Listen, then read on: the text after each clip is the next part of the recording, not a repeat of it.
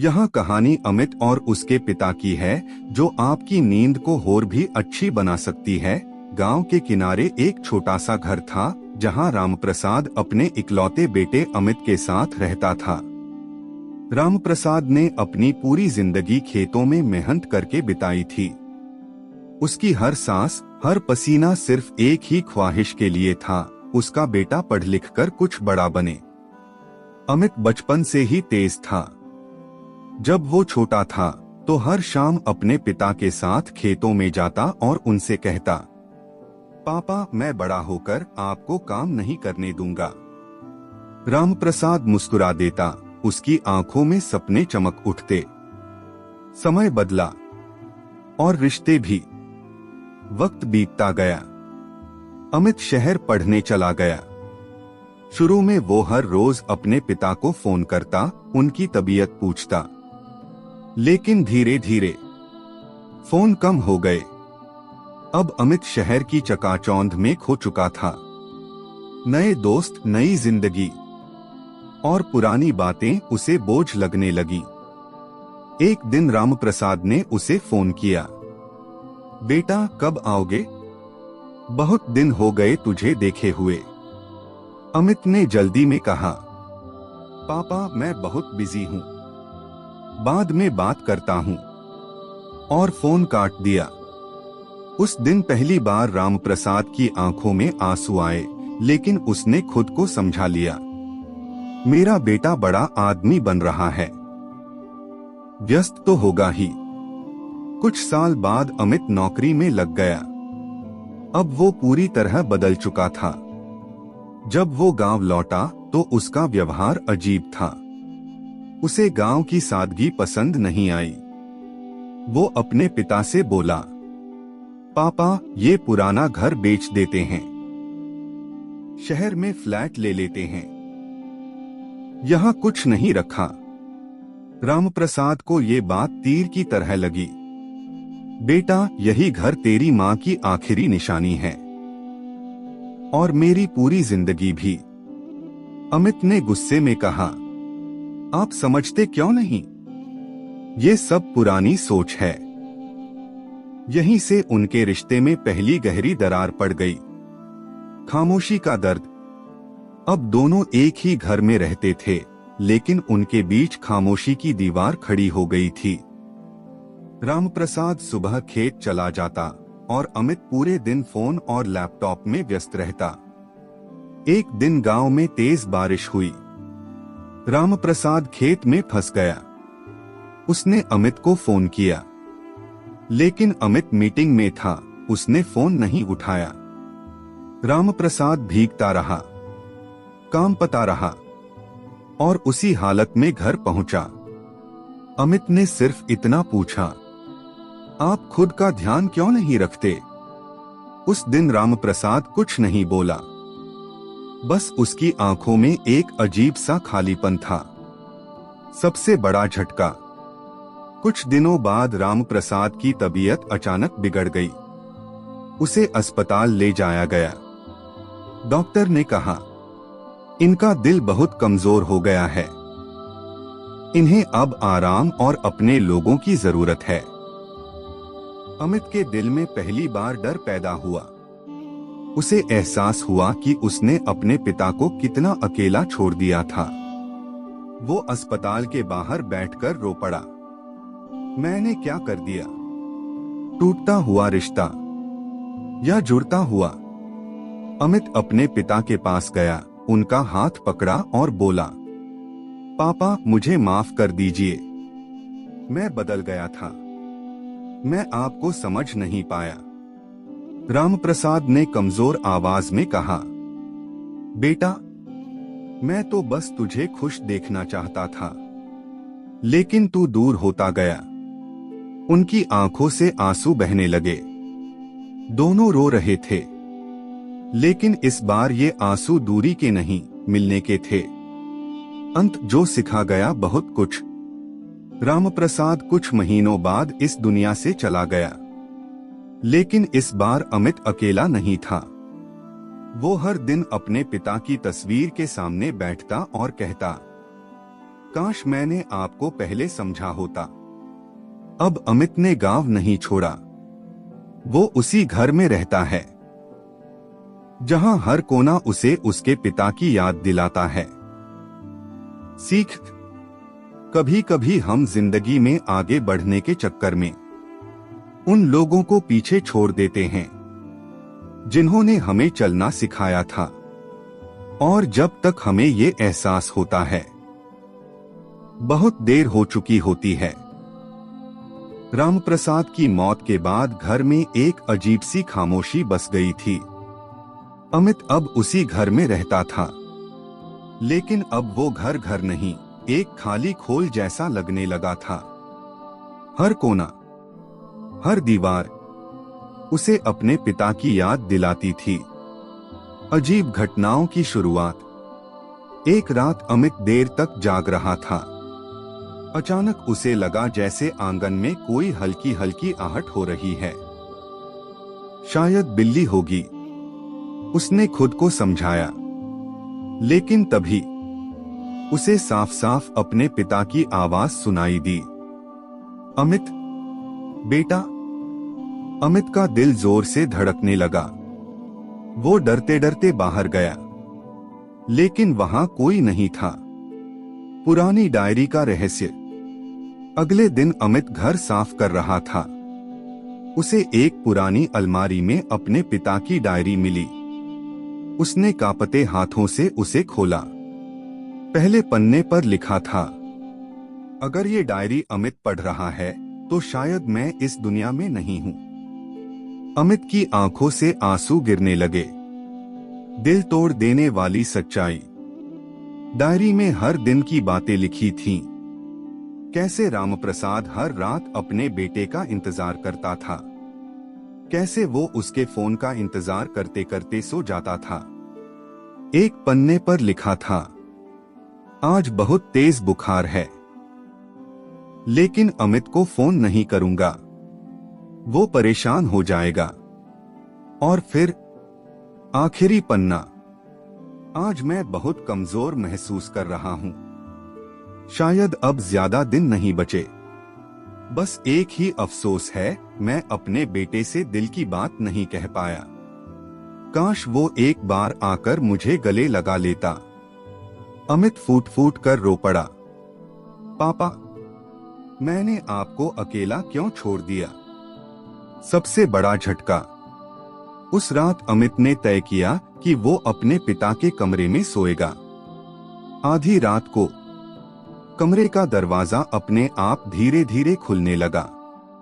ठंडी हवा का झोंका आया और अचानक उसने देखा, दरवाजे के पास एक धुंधली सी परछाई खड़ी थी। वो कांप गया, कल कौन है? और तभी वही जानी पहचानी आवाज आई, डर मत बेटा, मैं हूं। अमित की सांसें थम गईं। वो परछाई धीरे धीरे साफ होने लगी। वो उसके पिता रामप्रसाद थे। आत्मा की अधूरी इच्छा। रामप्रसाद की आत्मा ने कहा, मैं तुझसे मिलने आया हूं, क्योंकि मेरे दिल में एक अधूरी बात रह गई थी। अमित रोते हुए उनके पैरों में गिर गया। पापा, मुझे माफ कर दीजिए, मैं बहुत बुरा बेटा था। रामप्रसाद ने उसे उठाया और गले लगा लिया। नहीं बेटा, तू बुरा नहीं था, बस वक्त और हालात ने तुझे बदल दिया। चौंका देने वाला सच। रामप्रसाद ने धीरे से कहा, जिस दिन मैं बारिश में भीग कर आया था, उस दिन मैं तुझे आखिरी बार देखना चाहता था। मैंने जानबूझकर तुझे फोन किया था, क्योंकि मुझे महसूस हो रहा था कि मेरा वक्त खत्म होने वाला है। अमित के पैरों तले जमीन खिसक गई। और जब तूने फोन नहीं उठाया, उसी पल मेरा दिल टूट गया था। आखिरी विदाई। रामप्रसाद की आत्मा धीरे धीरे फीकी पड़ने लगी। अब मुझे जाना होगा बेटा, लेकिन याद रखना, माँ बाप का दिल कभी मत तोड़ना, क्योंकि वो टूट जाए तो जिंदगी भर जुड़ता नहीं। अमित चिल्लाया, पापा मत जाइए, एक बार और गले लगाइए। लेकिन परछाई गायब हो चुकी थी। अंत जो दिल हिला दे। अगली सुबह गांव वालों ने देखा, अमित अपने पिता की कब्र के पास बैठा था। उसकी आंखें खुली थीं, लेकिन उनमें कोई हरकत नहीं थी। डॉक्टर ने आकर कहा, इसका दिल सदमे से बंद हो गया। अब उस घर में 2 कहानियां दफन थीं, एक बाप की और एक बेटे की। सीख, माँ बाप सिर्फ साथ नहीं चाहते, वो बस चाहते हैं कि उनका बच्चा उन्हें समझे और समय दे, क्योंकि जब तक हम समझते हैं, कभी कभी सब खत्म हो चुका होता है। अमित की मौत के बाद गांव में दहशत फैल गई थी। लोग कहने लगे, इस घर में कुछ तो गलत है। पहले बाप अब बेटा। वो घर अब भूतिया घर के नाम से जाना जाने लगा। कोई भी उसके पास जाने की हिम्मत नहीं करता था। नए इंसान की एंट्री। कुछ महीनों बाद एक शहर का आदमी रवि उस गांव में आया। उसे सस्ते में घर खरीदना था और उसने वही घर खरीद लिया। गांव वालों ने उसे चेतावनी दी, उस घर में मत रहो, वहां आत्माएं भटकती हैं। रवि हंस पड़ा, ये सब अंधविश्वास है। पहली रात का खौफ। रात के करीब 2 बजे रवि गहरी नींद में था। अचानक उसे लगा जैसे कोई उसके कमरे में धीरे धीरे चल रहा है। उसने आंखें खोली। कमरे का दरवाजा खुला हुआ था और अंधेरे में 2 परछाइयां खड़ी थीं, एक बूढ़ा आदमी और एक जवान लड़का। रवि का गला सूख गया। कौन हो तुम? वो दोनों धीरे धीरे आगे बढ़े। अब उनके चेहरे साफ दिख रहे थे। वो राम प्रसाद और अमित थे। रवि डर के मारे कांपने लगा। तुम लोग तो मर चुके हो। राम प्रसाद की आवाज गूंज उठी। हम मरे नहीं हैं, हम फंसे हुए हैं।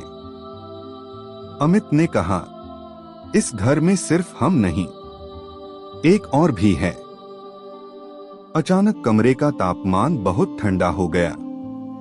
दीवारों से अजीब सी खरोंचने की आवाज आने लगी और तभी पीछे से एक डरावनी हंसी गूंजी। हाँ हाँ हाँ, अब तुम भी नहीं बचोगे। रवि ने पीछे मुड़कर देखा। एक काली डरावनी आकृति, जिसकी आंखें लाल थीं और चेहरा पूरी तरह जला हुआ था। रामप्रसाद ने कांपती आवाज में कहा, ये उसी जमीन की आत्मा है जिस पर मैंने ये घर बनाया था। मैंने कभी नहीं सोचा था कि इस जमीन पर पहले एक आदमी की दर्दनाक मौत हुई थी और उसकी आत्मा आज भी यहाँ भटक रही है। अमित ने रोते हुए कहा, इस आत्मा ने हमारे बीच नफरत बढ़ाई, हमारे रिश्ते में दरार डाली, ताकि हम दोनों दुख में मर जाएं और ये हमें हमेशा के लिए अपने साथ बांध ले। रवि की सांसें तेज हो गईं। तो अब क्या होगा? वो काली आत्मा जोर से चिल्लाई, अब तुम भी यहीं रहोगे, हमेशा के लिए। कमरे के दरवाजे अपने आप बंद हो गए। खिड़कियां टूटने लगीं। रवि भागने की कोशिश करने लगा, लेकिन उसके पैर जैसे जमीन से चिपक गए थे। तभी रामप्रसाद और अमित एक दूसरे का हाथ पकड़ते हैं। रामप्रसाद बोला, बेटा, इस बार हम साथ हैं और इस बुराई को खत्म करेंगे। अमित ने सिर हिलाया, हाँ पापा, इस बार हम अलग नहीं होंगे। दोनों ने मिलकर उस काली आत्मा की ओर बढ़ना शुरू किया। अचानक एक तेज रोशनी फैली और जोरदार चीख के साथ सब कुछ शांत हो गया। अगली सुबह गांव वाले उस घर के पास आए। उन्होंने देखा घर पूरी तरह जल चुका था, लेकिन अंदर रवि जिंदा बैठा था। उसकी आंखों में डर था, लेकिन वो जिंदा था। उसने कांपते हुए कहा, उन्होंने मुझे बचा लिया। रवि ने आखिरी बात कही। वो दोनों अब मुक्त हो गए, लेकिन जाते जाते उन्होंने मुझसे कहा, कभी अपने माँ बाप को अकेला मत छोड़ना। अब वो घर पूरी तरह खत्म हो चुका था और उस जमीन पर फिर कभी कोई घर नहीं बना। कभी कभी रिश्तों में दरार सिर्फ लोगों की गलती नहीं होती, लेकिन उसे ठीक करना हमेशा हमारे हाथ में होता है। क्योंकि अगर हम समय रहते अपने रिश्तों को संभाल लें, तो शायद कोई भी बुरी ताकत हमें तोड़ नहीं सकती। अगर आपको ये कहानी अच्छी लगी हो तो मेरे चैनल को लाइक और सब्सक्राइब करना मत भूलना।